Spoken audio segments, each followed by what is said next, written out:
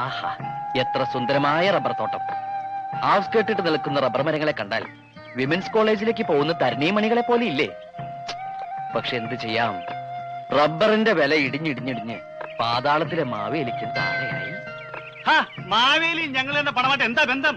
അതെ, പണമാണല്ലോ പ്രശ്നം. ഈ തോട്ടം ലീസിനെടുത്തപ്പോ ഞാൻ വിചാരിച്ചില്ല പണത്തിന്റെ മൂല്യം റബ്ബറിനേക്കാളും താഴൂന്ന്. എന്റെ പൊന്നു സ്നേഹിതന്മാരെ, പരമ നഷ്ടമായിരുന്നു ഈ കച്ചവടവും. അതൊന്നും ഞങ്ങൾക്കറിയണ്ട. ഞങ്ങൾക്ക് തരാനുള്ള കാശ് ഇന്ന് തരാന്നാ പറഞ്ഞത്. ഇന്ന് തന്നില്ലെങ്കിൽ നിന്റെ അണപ്പല് ഞാൻ തീർപ്പിക്കും. എന്നാ പിന്നെ ഈ വലത്തെ അണപ്പല് തീർപ്പിക്കാൻ പറയൂ. ഞാനത് പറപ്പിക്കാൻ വെച്ചിരിക്കുക. കാശ് വെച്ചിട്ട് സംസാരിക്കണം. ചേട്ടൻ കൈവിട്, കാശ് ഞാൻ തരാം. എന്റെ ഗതികേട് കൊണ്ടാവും ഈ മൽബറി തോട്ടം ഇങ്ങനെ ആയി പോയത്. ഈ മൽബറിയിൽ പട്ടുനൂൽ പുഴുക്കളെ വളർത്തി അവയെ പുഴുങ്ങി പട്ടുനൂലുണ്ടാക്കി കയറ്റി അയച്ച് നിങ്ങളുടെയൊക്കെ കാശ് തിരിച്ചു തരണോന്നാ ഞാൻ മനസ്സുകൊണ്ട് ആഗ്രഹിച്ചത്. എന്നിട്ടിപ്പോ എന്തായിന്നാ പറയണേ? അതിനേക്കാളും വലിയ പുഴുക്കൾ വന്ന് ഈ ചെടിയും നിന്ന് ആ പുഴുക്കളെ നിന്ന് എന്റെ കയറ്റുമതി സ്വപ്നമാകെ തകർത്തു. ഇനിയിപ്പൊ നിങ്ങളെ ബസ് കയറ്റി വിടാൻ എനിക്ക് നിവൃത്തിയുള്ളൂ. ഞങ്ങളോട് വാങ്ങിയ കാശ് നീ ഇന്ന് 5 മണിക്കാൻ തരാന്ന് സത്യം ചെയ്ത് പറഞ്ഞതല്ലടാ മൽബറി. അതിന് തെറി പറയരുത്. 5 അല്ല 6 മണിന്നാ പറഞ്ഞ. 6 മണി അല്ല 5 മണിന്നാ നീ പറഞ്ഞ്. ശരി, 5 5. ലേറ്റ് ആവരുത്. എന്തായാലും ഒരു 15 മിനിറ്റ് മുമ്പ് എത്തിക്കോളൂ. ആ പിന്നെ സ്ഥലം എവിടെയെന്നറിയോ? കടലിലേക്ക് നീണ്ടെടുക്കുന്ന പാലം. കടൽപ്പാലം.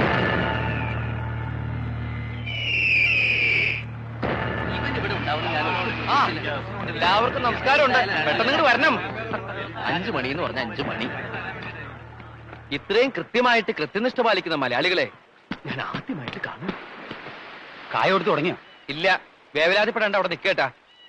പരിപാടി തുടങ്ങാൻ പോണേ ഉള്ളൂ. എല്ലാരും വന്നിട്ടല്ലോ. ഞാൻ പേര് വിളിക്കുന്നവര് എത്തിച്ചേർന്നുണ്ടെങ്കിൽ ഹാജര് പറഞ്ഞാ മതി. തെങ്ങിൻ തോട്ടില് കാതർ കുഞ്ഞ് 12,300 രൂപ ഹാജർ. കീഴടുത്ത് പ്രഭാകരൻ 13,900. പലിശ അടക്കോട്ടോ. അതൊക്കെ അവിടെ ആദ്യം എന്റെ കാശ് എന്നെ പിരിച്ചുവിട്.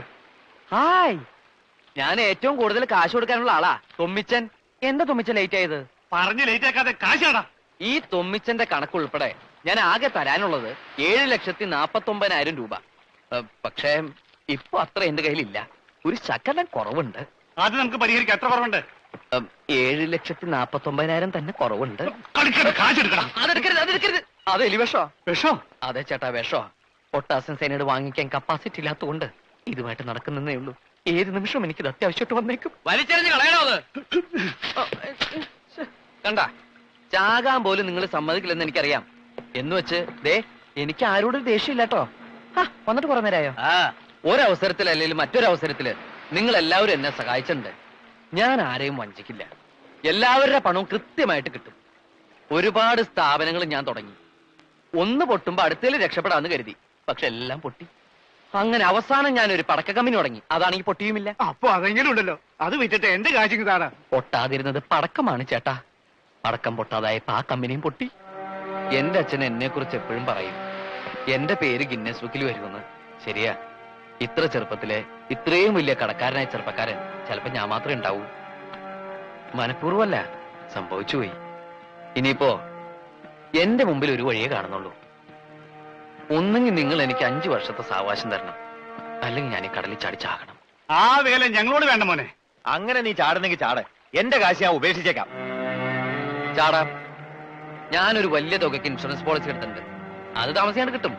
കിട്ടണമെങ്കിൽ നിങ്ങൾ എനിക്കൊരു വാരം ചെയ്യണം. നമ്മളിങ്ങനെ സംസാരിച്ചോണ്ട് നിൽക്കുമ്പോ ഞാൻ അറിയാണ്ട് കാല് തെറ്റി കടലിൽ വീണതാണെന്ന് പറയണം. അപകട മരണം ആവുമ്പോ ഇൻഷുറൻസ് തുക ഇരട്ടി കിട്ടും. അതും കൊണ്ട് എന്റെ അച്ഛൻ നിങ്ങളുടെയൊക്കെ കടം വീട്ടും. അതൊന്നും പറ്റില്ല. മോനെ ഉണ്ണി, ഇത് നമ്മളോട് വേണ്ട. ഈ നമ്പർ ഒന്നും നമ്മളെടുത്ത് എടുക്കണ്ട. ഇതൊരു നമ്പറാ, അവസാനത്തെ നമ്പർ. ജീവിക്കാൻ കൊതിയിലഞ്ഞിട്ടല്ല, വേറൊരു മാർഗമില്ലഞ്ഞിട്ടാ. എന്നെ അടുത്തറിയാവുന്നവര് സമ്മതിക്കും എന്റെ ഈ തീരുമാനം ശരിയായിരുന്നു.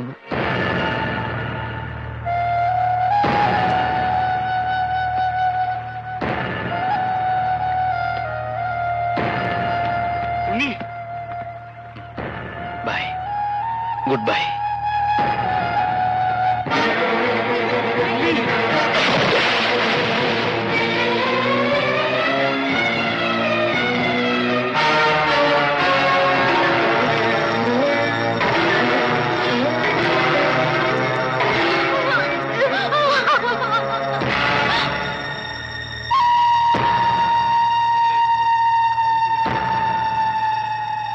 അച്ഛാ, ഉം. ആരോ കാണാൻ വന്നിരിക്കണു. ഇപ്പൊ ഒരു മാർക്കിടുക. എന്താടോ? ഞങ്ങള് മാഷെ കാണാൻ വന്നതല്ല, ഉണ്ണിയെ കാണാൻ വന്നതാ. അതെ, എന്നെ കാണാൻ വന്നതാ. അച്ഛനെ കൂടി കാണിക്കാന്ന് വിചാരിച്ചു വിളിച്ചതാ. ഞാനെന്താ അഭ്യാസം പഠിച്ച കുരങ്ങോ മറ്റോ ആണ് വരുന്നവരെയും പോകുന്നവരൊക്കെ വിളിച്ച് കാണിക്കാൻ? അയ്യോ, അച്ഛൻ ഇയാൾ അറിയില്ലേ? നമ്മുടെ പെരുമ്പോട്ടയിലെ സെൽവൻ. ആ, ചെമ്മീൻ കെട്ട് നഷ്ടത്തിലായപ്പോ ഈ സെൽവന എന്നെ സഹായിച്ചത്. പലിശ അടക്കം 10,40,000 ചില ഉറുപ്പിക ഞാൻ ഇയാൾക്ക് കൊടുക്കാനുണ്ട്. അവധി പറഞ്ഞു ഞാൻ മടുത്തു. ഇപ്പൊ ഇയാൾക്കെന്നെ തീരെ വിശ്വാസമില്ലാണ്ടായിരിക്കണു. അച്ഛൻ ഇപ്പൊ കാശ് കൊടുക്കണ്ട, ഒരവധി പറഞ്ഞാ മതി, അയാള് സമ്മതിക്കും. ഒരവധി പറയാനും കൃത്യമായിട്ട് മുങ്ങാനും നിന്റെ അത്രയും കഴിവ് എനിക്കില്ലടാ മോനെ. അത് ഇയാൾക്കും അറിയാം. അതുകൊണ്ടല്ലേ അച്ഛൻ പറഞ്ഞാ സമ്മതിക്കാന്ന് പറഞ്ഞത്. അച്ഛൻ എന്നെ ഒന്ന് സഹായിക്കണം, അല്ലെങ്കിൽ ഞാൻ തൂങ്ങിച്ചാവേണ്ടി വരും.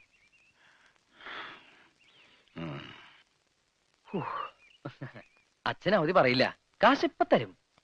പിന്നെ ഞാനൊരു കോഴി ഫാം തുടങ്ങാൻ ആലോചിക്കുന്നുണ്ട്. അപ്പോ എന്നൊന്ന് സഹായിക്കേണ്ടി വരും. നാ എന്റെ മോൻ പോയി തൂങ്ങിച്ചാത്. ഇതിനേക്കാ വലിയൊരു സഹായം അച്ഛന് ചെയ്യാൻ പറ്റില്ല. നാ പിടിച്ചേ.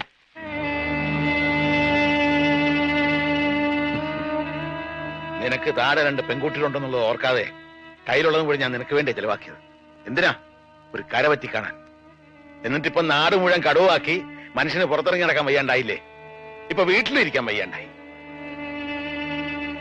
ഒന്നിനും കഴിവില്ല. നീ പറഞ്ഞില്ലേ തൂങ്ങിച്ചാവുമെന്ന്? അത് തന്നെയാ ശരി. അതിന് 100-ൽ 100 മാർക്ക്.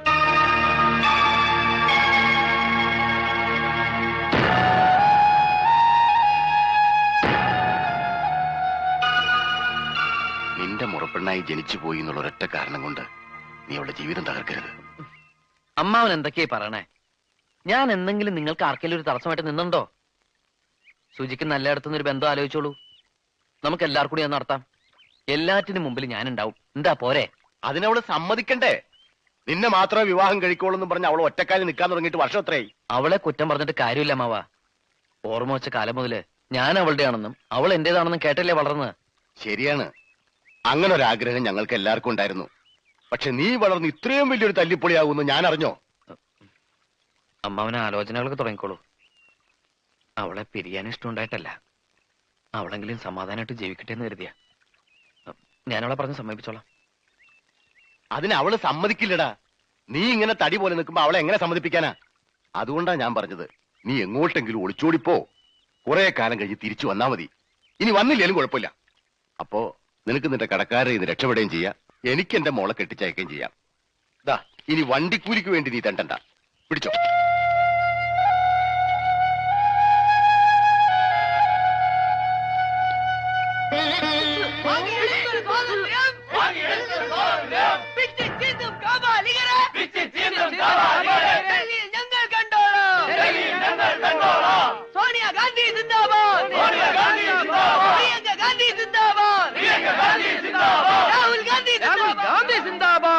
എന്താ ജാഥയിലൊക്കെ ഉണ്ണിട്ട് രാഷ്ട്രീയ പ്രവർത്തനം തുടങ്ങിയോ? ഏയ്, രാഷ്ട്രീയ പ്രവർത്തനമൊന്നുമല്ല. ജാഥയില് കയറി വരുമ്പോ കടക്കാര് പിടിച്ചു നിർത്തില്ല. രാവിലെ BJP-ക്കാരുടെ ജാഥയിൽ കയറി വന്നാ അവരാ പോസ്റ്റ് ഓഫീസിന്റെ അവിടെ ഇപ്പൊ കിഴക്കോട്ടേക്ക് ഒറ്റ തിരിച്ചില്ല. പിന്നെ ഈ ജാഥ വരണവര് വെയിറ്റ് ചെയ്തു, അതാ ലേറ്റ് ആയത്. ഇങ്ങനെ എല്ലാവരുടെയും ജാഥക്കാരെ ഇറങ്ങിയ അവരെല്ലാം പറയില്ലേ? പറയും. അവര് പറഞ്ഞൊക്കെ ഞാനും ഏറ്റു പറയും. ഈ ഉണ്ണിയുടെ ഒരു കാര്യം. വാ, എന്താ അങ്ങോട്ട് പോണേ? വീട്ടിലേക്ക് ഇപ്പൊ പോണ്ട, എനിക്ക് നിന്നോട് കുറച്ച് സംസാരിക്കാനുണ്ട്. വാ. എന്താ ഇപ്പൊ ഇങ്ങനെയൊക്കെ പറയണേ? മനസ്സിൽ നന്മ മാത്രമുള്ള കുട്ടിയാ നീ. നിന്നെ പിരിയാന്ന് പറയുമ്പോ ഈ എന്നെ തന്നെ കീറി മുറിക്കുന്ന പോലെ എനിക്ക്. ഇപ്പൊ നീയും എനിക്ക് നഷ്ടപ്പെടണം, അതാവും വിധി. ഈ നഷ്ടവും ഞാൻ സഹിച്ചേ പറ്റൂ. ഇങ്ങനെ വേണ്ടാത്തൊന്നും ചിന്തിക്കണ്ട. കല്യാണം എന്നൊക്കെ പറഞ്ഞ് ഞാൻ ഉണ്ണിയേട്ടനെ ബുദ്ധിമുട്ടിക്കുന്നുണ്ടോ? ഇല്ലല്ലോ. ഉണ്ണിയേട്ടന്റെ പ്രശ്നങ്ങളൊക്കെ തീരട്ടെ, ഞാൻ കാത്തിരുന്നോളാം. എത്ര കാലം നേരിച്ച കാത്തിരിക്ക? വേണ്ട. എന്നായാലും എപ്പോഴായാലും നമ്മൾ ഒരുമിച്ചൊരു ജീവിതം ഉണ്ടാവുമല്ലോ, അത് മതി എനിക്ക്. ഇല്ല, അതുണ്ടാവില്ല. ഒരു മൺതരിയെ പോലും താങ്ങാനുള്ള ശക്തി എനിക്കില്ല ഇപ്പോ. ഈ അവസ്ഥയില് നീ എനിക്കൊരു ഭാരമാണ്. ഒഴിഞ്ഞു പോയേ പറ്റൂ. നീ വേഗം പൊക്കോ. ഈ ജാഥ കഴിഞ്ഞാൽ പിന്നെ വീടിന്റെ അടുത്തേക്ക് വേറൊരു ജാഥ ഇല്ല. ഇത് ലാസ്റ്റ് ജാഥയാ. തോറ്റ ചരിത്രം കേട്ടിട്ടില്ല, തോറ്റിട്ടില്ല, തോറ്റിട്ടില്ല, തോറ്റ ചരിത്രം കേട്ടിട്ടില്ല, തോറ്റിട്ടില്ല, തോറ്റ ചരിത്രം കേട്ടിട്ടില്ല. ചെങ്കൊടിയാണ് കട്ടായം, ചെങ്കൊടി സമരം, തോറ്റ ചരിത്രം കേട്ടിട്ടില്ല. മുതലാളിത്തം തൊലയട്ടെ, മുതലാളിത്തം തൊലയട്ടെ, മുതലാളിത്തം തൊലയട്ടെ, മുതലാളിത്തം തൊലയട്ടെ. ഈ ഗുലാബ്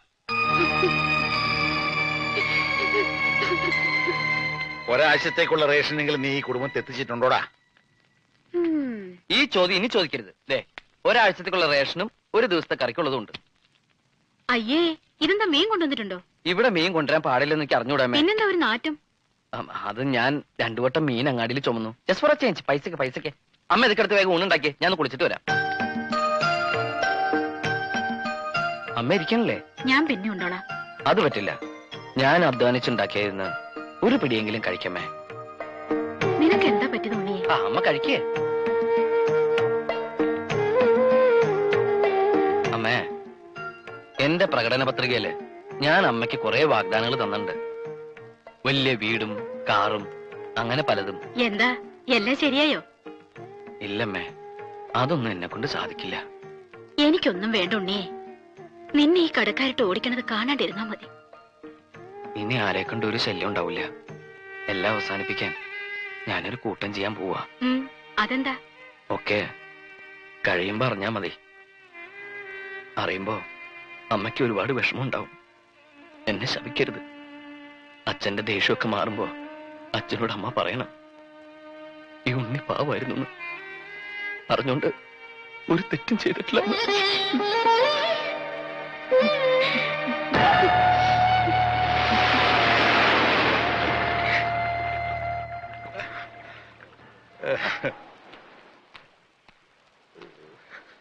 മാഷ വീട്ടിലേക്ക് കൊണ്ടുപോയിക്കോളൂ. ബോട്ടുകാരൊക്കെ തിരച്ചിൽ നിർത്തി. പതിവില്ലാതെ നല്ല അടിയൊഴുക്കുണ്ടായിരുന്നു. അതുകൊണ്ട് ബോഡി ഉടനെ കിട്ടുമെന്ന് തോന്നുന്നില്ല.